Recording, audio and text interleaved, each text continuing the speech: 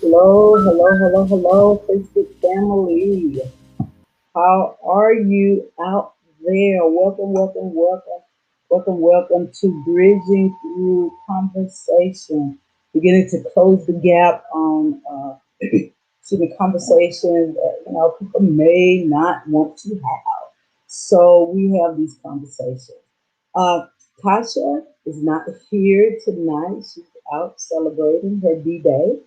So I have it all by myself tonight.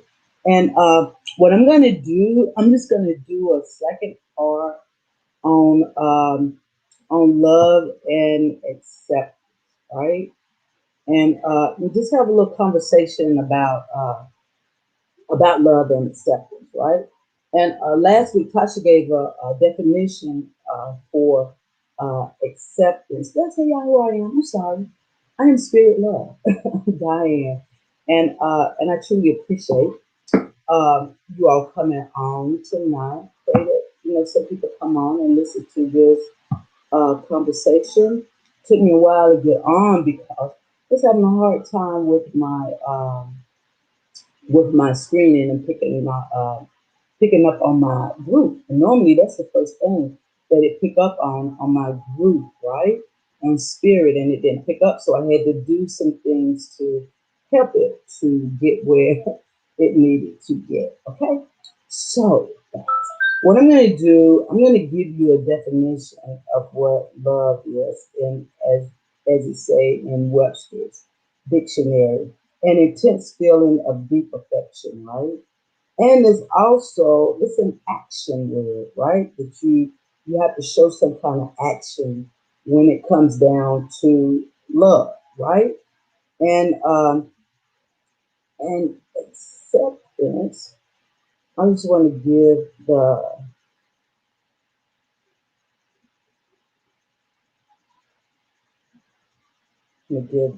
definition in here. Acceptance is the action of consenting to receive or undertake something offered. But the second one is a little better. The action or process of being received as adequate or suitable, typical to be admitted into a group, right? Is what acceptance means.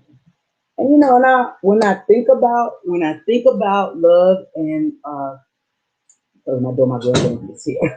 When I think about love and acceptance, I think about when I was coming up, right, and how my family dynamics were, right, and my family dynamics was, you know, that we extend grace out, you know, to all people, right, and that means that we love, we just embrace all people and just love people to know, right. And I learned that from my grandparents, even though, as I said, I think I said it last week, that they didn't go to church every Sunday or things like that, right? But they were the epitome of what love is, right? And how we should treat people, right? And I don't see that a whole lot nowadays. We have groups that will, you know, that accept, right? And then we have some people that just are determined, you know, not to love or to accept, you know, individuals for, you know, who they are, the original, just like what it says here with acceptance, right? We accept someone, we accept them, you know, the way they are, right? And we just gravitate to them, and we just love them wholeheartedly, right? But we don't have that, you know, a lot here. We like to separate, have separation, you know, within individuals, and make all of these groups, right? But I don't know. I don't know how we're going to interpret like heaven and hell. You know, those two H's where we might, what we're going to go to one of them, right? But wherever we go, we're all going to be there together, right? We're going to be there together. So why not begin to love and accept individuals, right? I went to this weekend. Um, I went to Georgia, St. Simon's Island, and we had this meditation group. And I thank you, Bishop Tim Slay, for having this meditation 11. And I went. He was on my show, my Wednesday show, Season and Beyond, on June the 9th and June the 23rd with Bishop Carlton Pearson and Hakeem and Pastor Calvin Teller. He was on the show then. But we had this meditation. We were there for sunset and did a meditation and expressed some things about what we're grateful for, and then sunset on on that Saturday, right? And sunrise on that Sunday morning, right? And it was just so awesome, right? It was really awesome.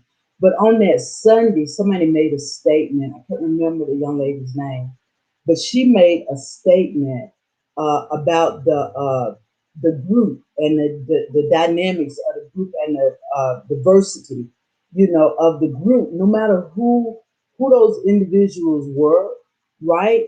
It was like a closeness, you know, with that group that was there. And when I say that it was a little bit of all groups there, black, white, married. It was groups there from I don't know how many I don't know how many letters on the LGBTQ community, but I'm gonna say it was people there from A to T, all the way from whatever the A means, you know, in that group, you know. And I'm gonna skip over to the heterosexual, to the same gender, loving to the transgenders, to all groups of people that were there, and they all accepted each other, love, genuine love. I'm telling you, I was a stranger there, I was a newbie there, right?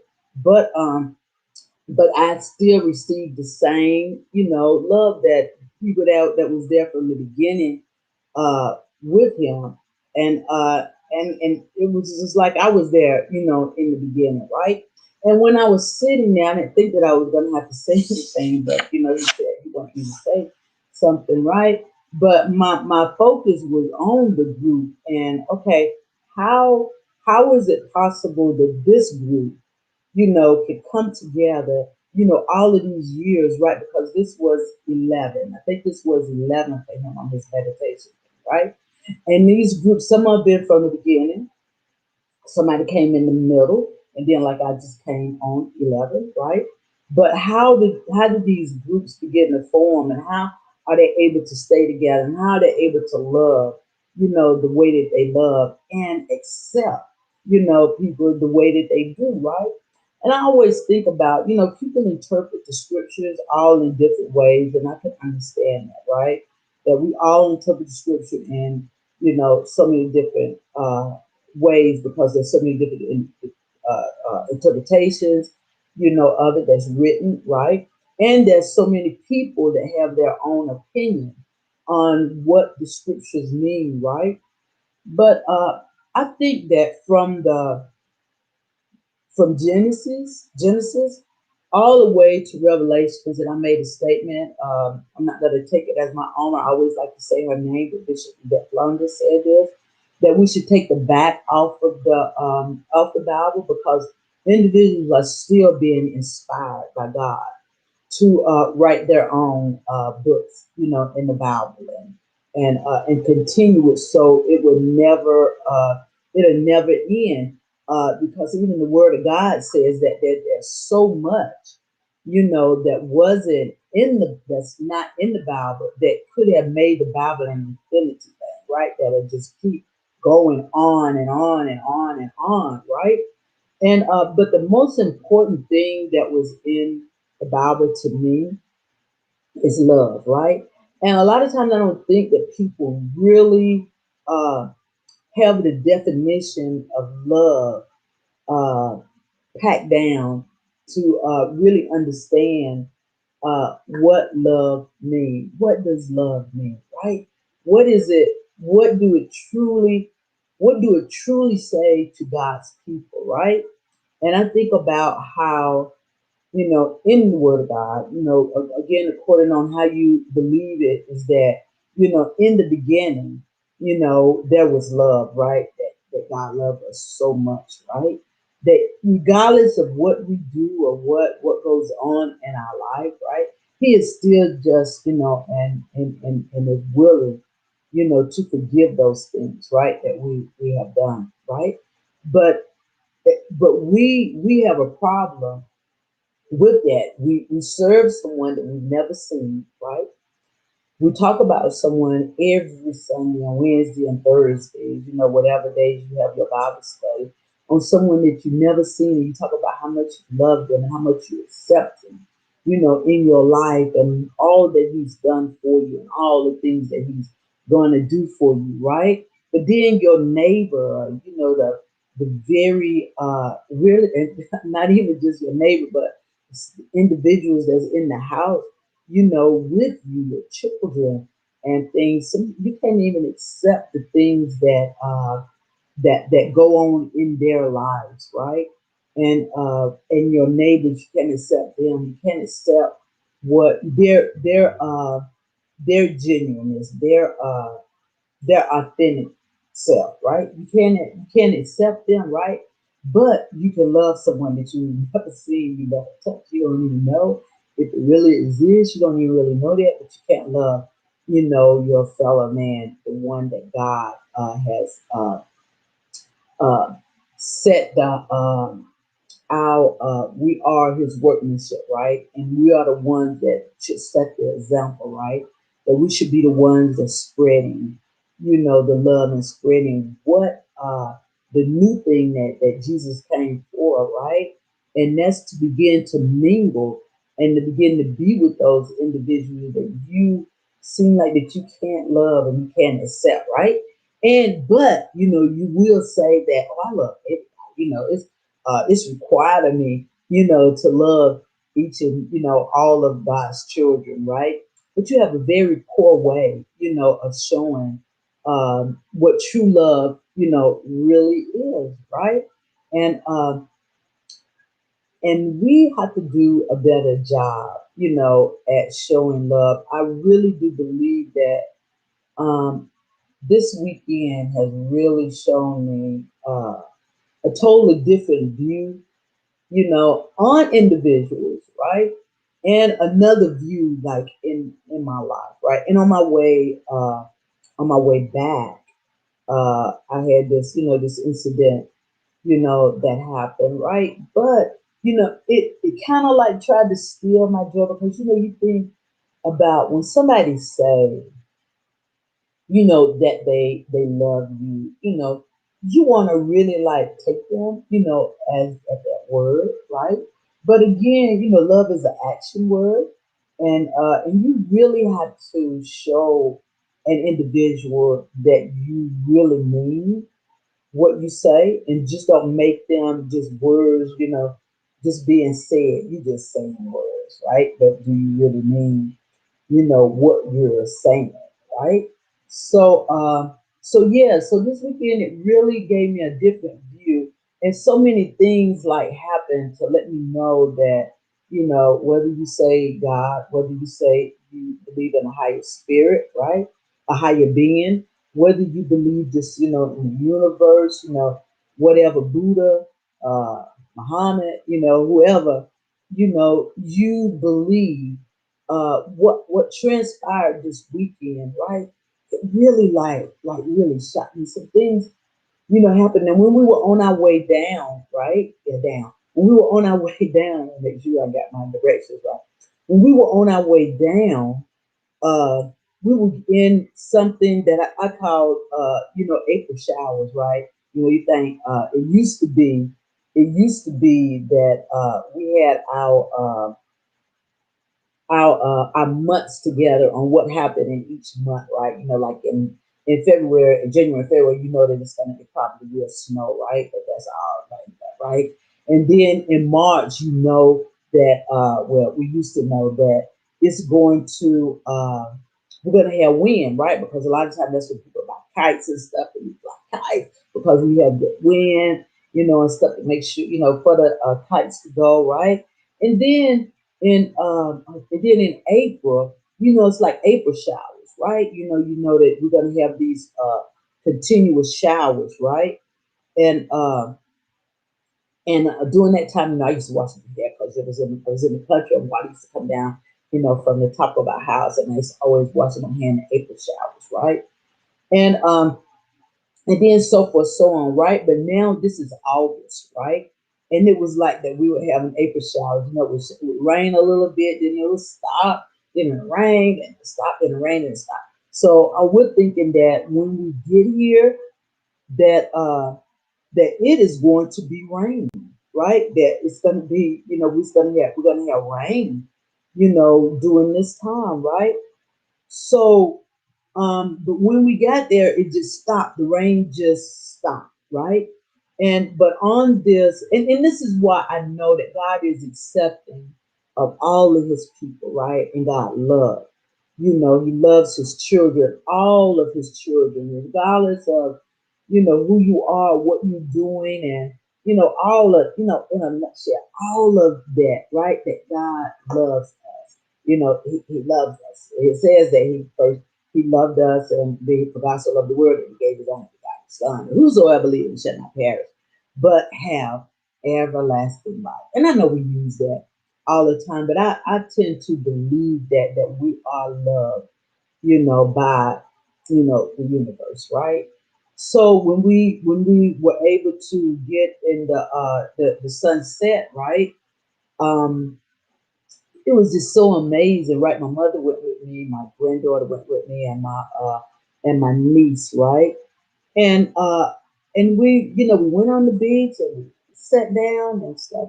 Even though I don't do beaches, every time I go to the beach, I get a stuffed nose and a scratchy throat. But I'm gonna take care of that later on tonight and see if I get that fixed, right?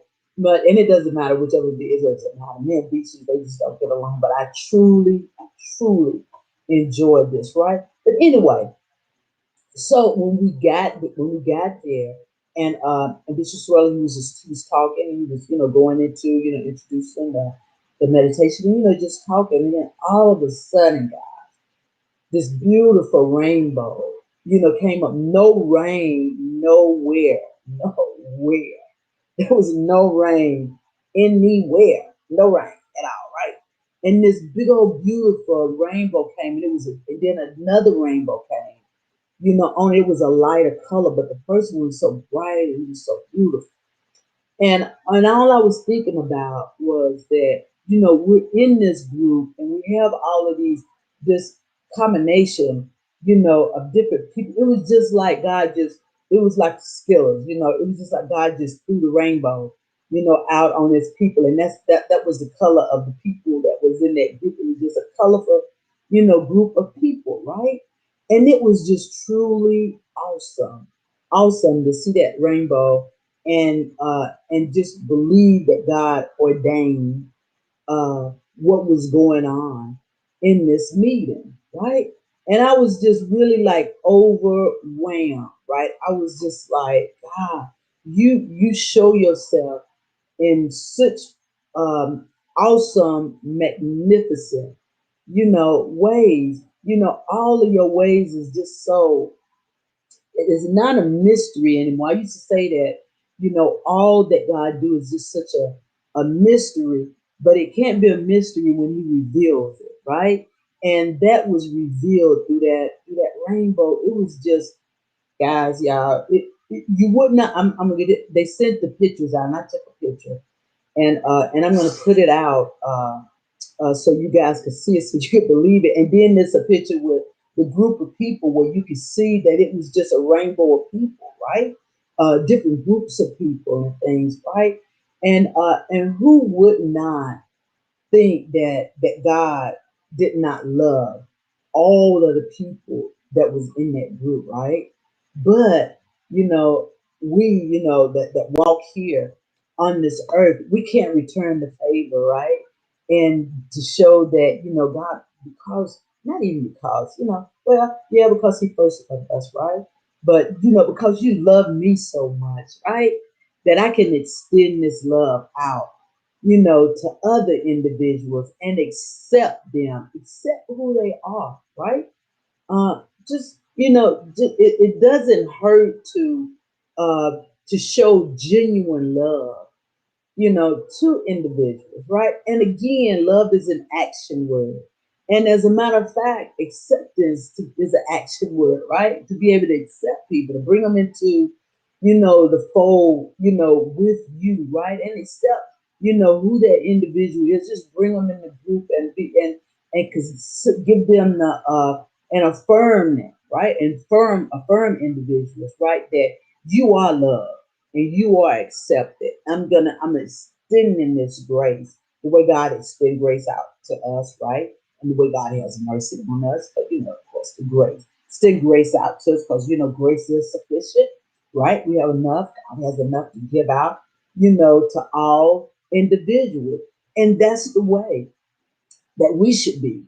But I see so much. I know even as in the job that I do, I have when I did my interview to be a certified chaplain, guys, I made it with you know high honors, right? And and when they asked the question about, I wrote all of it. They want you to write things to put you out there to see how good you are, as a chaplain, right? So that's what I did. I put out all of the things, that I felt like that was good about me, as a chaplain, right? But then one of the questions was, have you ever been? No, it was like, okay, I see where you have been accepted, as a chaplain, going into the rooms and things, right? And you have good results and things like that, right? But have you ever been rejected, while going into, one of the rooms, right? And and I had to really, I thought about it, and I had been rejected, a few times, right? Been many times, right? Going into a room, right? Because okay, I'm black and I am a female, and a lot of individuals think that women, are not shouldn't be, ministers, pastors, or and things like that, right? And I have been, rejected by men, coming into rooms, and they would say, in other words, can you send a male in here? So a male can talk to me, And I wasn't offended, not much, right? But my thought was that, I can offer you the same thing, that the pastor of the male chapter, when they come in, can give you the same thing, right? But, a lot of people just don't, accept it. We're not consenting, we're not affirming, of who I am, right? As walking into, my leadership role, right? But do it stop me? No. But I think that it is just like, just like crazy that we have this. And then, I think about there's so many. I have this incident that's going on now within my I'm gonna say group, because I want to say group because this individual has not exposed themselves, right? But I have someone there's a very young person that's having some identity crisis, right? And they had, the only reason that the crisis is coming in is because of the person's family, right? And so when I would talk to the individual, I'm just thinking, God, they're so young and to be rejected, right? And I'm thinking, why in the world can't we just accept people, and love them, for who they are? Because regardless if they say that they're dealing with identity crisis, or whether they're dealing with mental issues, right? They're still the same person, right? They're still the same person, right? But you can't, it seems like there's a distinction between what you're going to accept and what you're not going to accept, right? And I think that it's a contradiction to your love status, right? I guess am I saying that right? To your love status on how you love people, right? And it should not be a status on who you love, a level of your love, right? It should not be that. We should just love people and accept them and work with them on who they are and learn the individual, right? A lot of times we don't accept people because we don't understand, the individual, right? But then that's where the conversation come in, bridging through conversations. That's where the conversation come in and begin to close the gap, on the things that you don't understand. That's why it's good to ask questions. If you don't understand something, that's why is you open your mouth and you say something, you begin to learn about that situation, right? One thing that I like about I listen to I don't want to say blog. I don't know if you consider them a blogger or just a commentator, on YouTube and Facebook, right? But Larry Reed Long, right? He made a statement the other day, and it might I should have looked at the date, but I'm just going to say he made a statement on one of his lives, right? Where he was saying that he did not understand certain people, especially like the LGBTQ community, right? He did not understand the community, right? But what he did was he began to ask questions, and begin to have people on his show and ask questions, to begin to understand that community, right? And now it's like now the door has opened for him to be able to talk to any part of the community, right? And continue to ask the questions to begin to keep to be knowledgeable of the community, because we can say things that can offend the community, right? And so the best thing to do is get with the community and ask questions about the community, because in this, and I'm saying this, I'm talking about the LGBT community because it seems like that the LGBT community is the most uh, hated, most negative in response community that there is, because when you listen to sermons and things, they can just hype on that. People just hype on, they just going to, they're going to Hades, and stuff. They don't get their soul right, and it just seems like that they always on, this community and never like accepting, the community. Can Yet not accepting the community, right? And we have to learn that we need to ask questions. We need to learn how to ask questions and be knowledgeable about the community, instead of judging before. I'm sorry, y'all. Judging before you begin to ask questions about the community. And that's what we do. We judge before we know. And a lot of people think that, hey, me, a lot of people think that, I think they do it, again, because it's a foreign thing to some people. I guess that's how I want to say, and I could be wrong.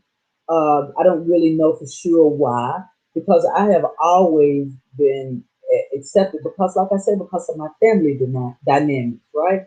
Is that we accept everybody. And I'm not trying to, yes, I am. I'm patting myself on the back because I bless God and I thank Him for placing me in the family with my grandma and things. So we're just loving, individual. And I've always had all groups of people in my circle, right? It's a very small circle, I'm sorry.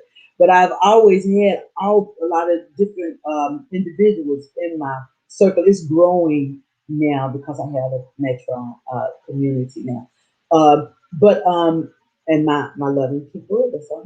And but we just seem to have that negative thing, on there. And I was trying to put another video out here. I get that video out here.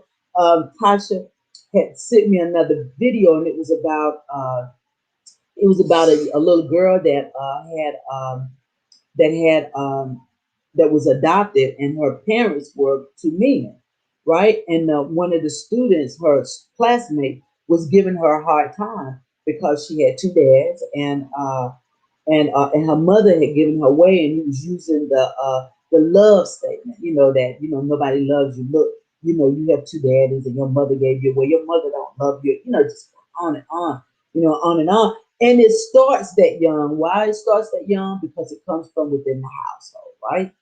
And I thought that was so. I looked at that about 3 or 4 times. I probably looked at it more than that, right? Because it really like, like bam, like hit me that we have a lot of children that have the same gender, a household, right?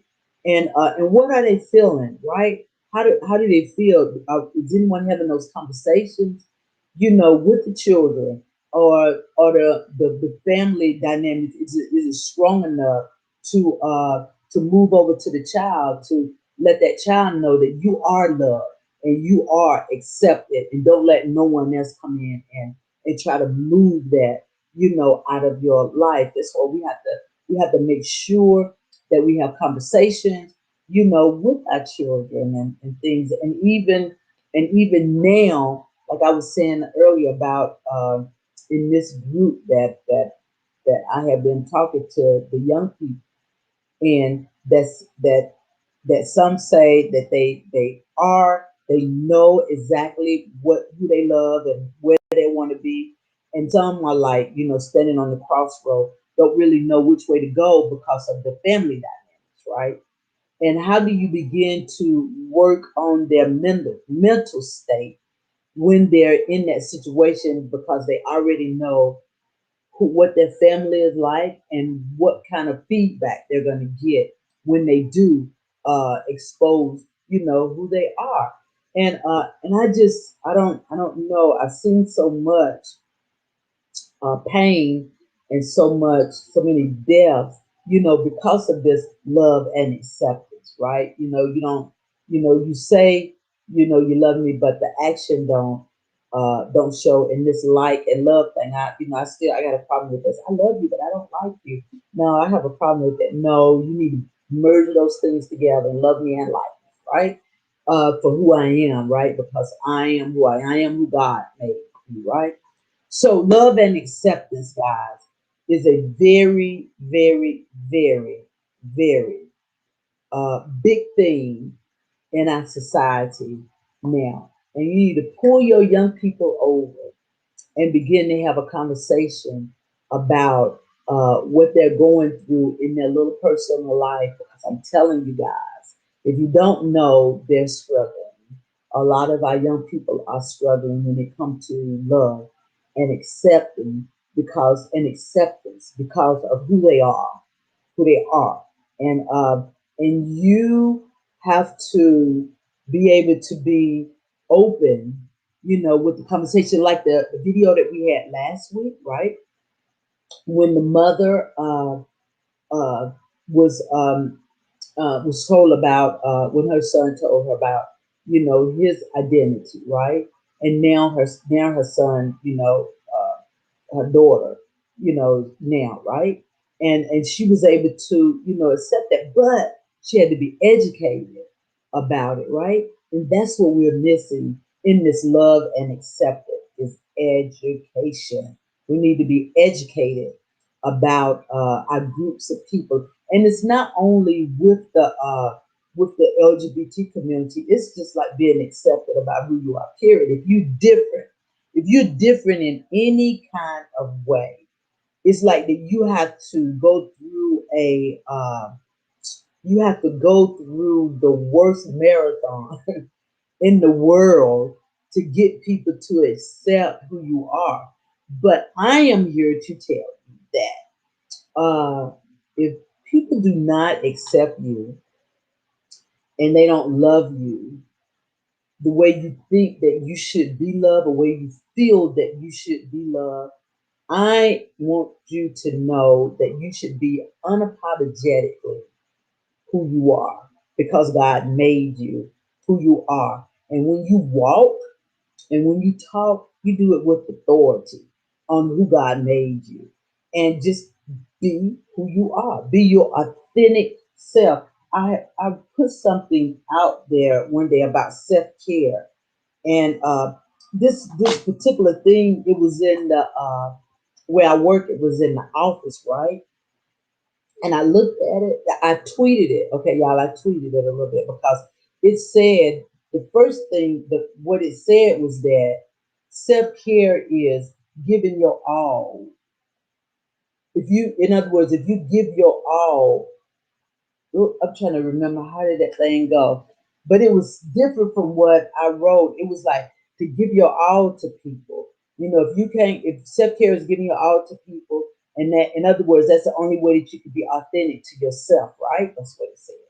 And I kept reading that thing, and I kept this is gonna help you guys. And I kept reading it, and one day I had to go to work on a weekend, and one of my coworkers was with me, and I stood there and I read that. I said, "That's not a good statement to tell people, right?" And she said, "Well, you have to, that's what we do. We give, to our patients, right? And that's how we reach our authentic self, right?" I said, "Nah, that ain't true. You know, the only way that you can be able to be authentic and to give yourself, to someone is that you got to take care of yourself first. You got to make sure that you're taking care of, that you have self care, right? Then you can be authentic to other people, right? So my thing is to individuals that's right now, trying to identify like who they are, and not only identifying who they are, and this is to all communities, all of our communities, right? Um, you got to take care of yourself first. Make sure that you are well taken care of, right? And then you can be authentic to others. Then you can be out there and you can help other individuals. But when you're not mentally stable on who God made you, right? You can't help nobody else. You just go out and you'll hurt somebody else. And our job, and I think this is everybody's job, is to do no harm, to individuals, right? So your best bet anybody's out there, and I tell my young people this also, the ones that that come in and talk to me, and I always tell them, take care of yourself first. Don't expose yourself right now. You take care of yourself, and you be sure about who you are. Make sure that you know who you are. People will say, people, say in church a lot of times, know that you know that you know that you know, you know, that you know that you know. And I'm using it in that you know yourself. Make sure that you know who you are. And that's be authentic about who you are and be unapologetic about it. Be unapologetic about being who you are, right? I mean, don't even stress it. Because one thing about it is that you can't please everybody. It is not going to be able to do it. I don't care how hard you try. It's just not going to work. Okay. You can't please everyone, but you can begin to help the heal yourself, from the hurt probably that you have gotten, even if you even go in conversation with somebody and you don't even tell them who it is, right? And they just begin to torture you, about the conversation, right? Begin to heal yourself from that. And when you step out in authority, on who you are. Step out in authority, and you just be you and just move on, right? And know that God has your back. I had, when I was going through my little thing before I was started on my way home from Georgia, and the individual that I called, and that was the main thing that they said, be you, in other words. You ask God to just be with you and just be you. And I thought I was being me until I got this person said something, to me, right? And I was just like, I thought I had this thing under control, right? But now, I just keep going back to what transpired this weekend. And I just think that the enemy just tried to come in, and attack all of the good things, that happened this weekend with the rainbow. We say this son God put a rainbow, he put a rainbow in the sky, and he did it, for us, right? For us to get a view, of who he is and what he can do and how he perform things, in our life to let us know, that he's here, right? And everything is going to be all right, right? Everything, is just going to be all right. And we have to realize that and we have to know that, right? And then not only that, even on the, even with that, when, and I don't know I don't know a lot of like the significance of things. I'm still, learning, things like that. And but when on that the day with the Saturday night, when the sun went down, right? After the rainbow and the sun went down, it was like, a cross, like in the when the sun went down, and and when I started, I just started getting a peace, whatever, and but we're human, and I just started getting a piece of, God, whatever comes, that I know that it's gonna be all right, right? But it's how things just can catch you off guard, right? And that did, it just caught me off guard. And but when I start back reflecting on, the things that happened this weekend, and I just got a peace to know that God, you love me, and you accept me, right? And it's up to other individuals if they want to love me, and if they want to accept me. But I can't stop doing what God has required me to do. I can't stop walking in my purpose, right? And I will not ever stop walking in my purpose. And to you out there, I pray that you would know that you are loved and you are accepted, and what you have to offer, somebody out there is waiting for it, right? Now, you You can't control people, but you can yourself, right? You can control yourself, and you know that you have a purpose in life, and just love yourself, practice that self love, and just move on with what God has imputed in you, innated in you. Sorry, innated in you, and just move with it. And because God would desire for us to perform our purpose while we're here on this earth, because somebody again is waiting for you. Somebody's waiting for you. So don't let anyone talk you down. Don't let anyone begin to mess with your mental state. And that was one of the things when we did the sunset. Bishop Swirly asked us to bring in 11 things that we were grateful for, right? And my thing, the very first thing that I thought about was a regulated mind, right? Because you can get in situations where people would just drive you completely crazy. Uh, or either taunt you so much that you just think you crazy, right? So my thing is that I am so grateful that God has regulated my mind. That when I think uh, that something is coming in my mind and beginning to twist it up and make me think that I'm crazy, that God just immediately begin to work that thing back around in His favor, right? His favor, my favor, right? To be able to concentrate and to be able to focus on the things that He would desire for me to do, right? So a regulated mind, and not only a regulated mind, but also to be able to use the mind that God has given me for His good, right? For the good of His people, right? And not only that, but God, that regulated mind to know my family, right? And to be able to enjoy the gifts that you have enabled them with. That I can sit down and I can enjoy the music, I can enjoy the singing, I can enjoy, all of those things and really know what's going on, right?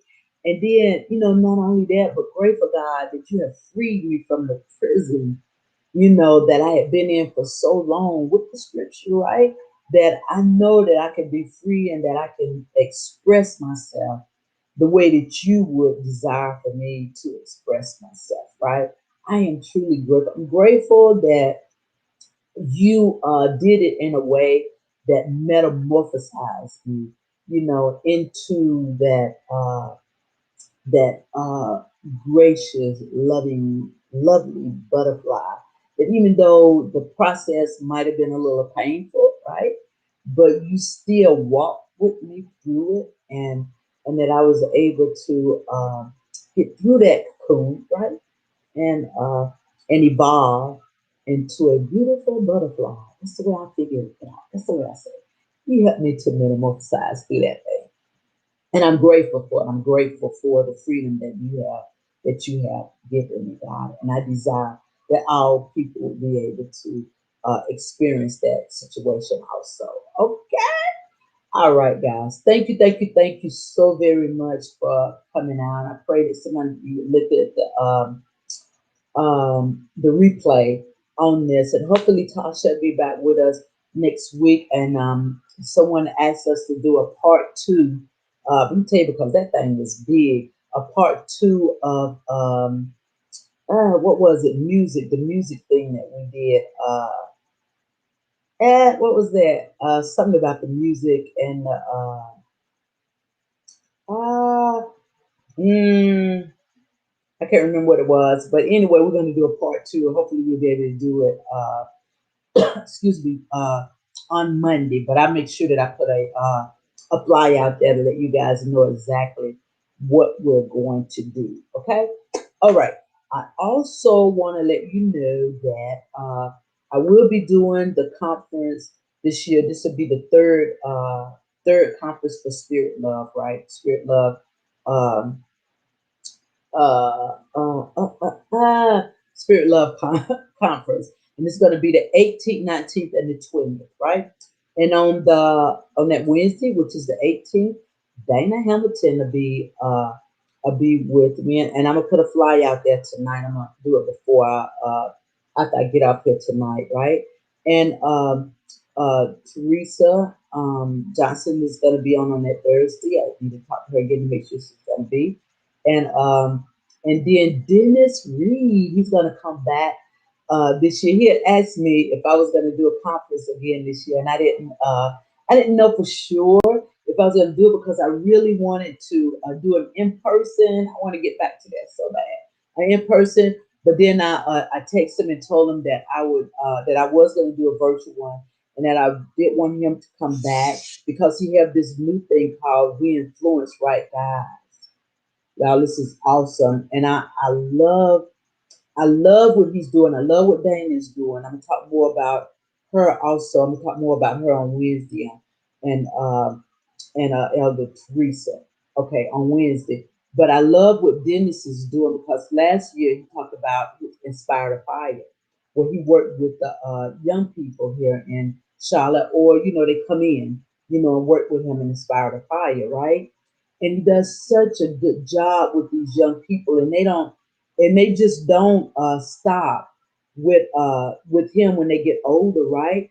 They begin to mentor with him, and then they begin to do their own thing, and they're successful, after they leave Inspire Fire. And now he's doing this We Influence. I don't want to talk a whole lot about it because I want him to do it. But when I looked at his opening for it, it just like overwhelmed me, right? On what they're gonna do. And it starts at 15 because I was gonna try to get my grandchildren in there, but he started at 15, so I couldn't get him in there. But he do somewhat, he don't do dances and stuff like that, but it's like other things that he do. Make sure it's properly connected. Let me see, unable to access the camera. Oh, what happened to the camera? Oh,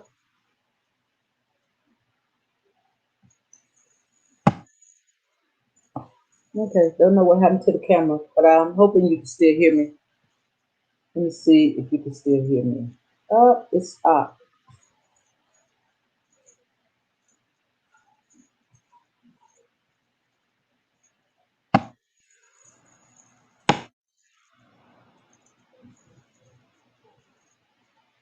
Okay, let me see if you can still hear me. Hello? Okay. Okay, my camera messed up, but I'm gonna still keep talking. But anyway, so I will have the conference again, and it will be August the 18th, 19th, and the 20th. So I will put out a flyer, okay? All righty. I guess my camera's saying it's time for you to go. All right. Thank you guys so very much for coming out. And I love you, and there's nothing that you can do but love me back, okay?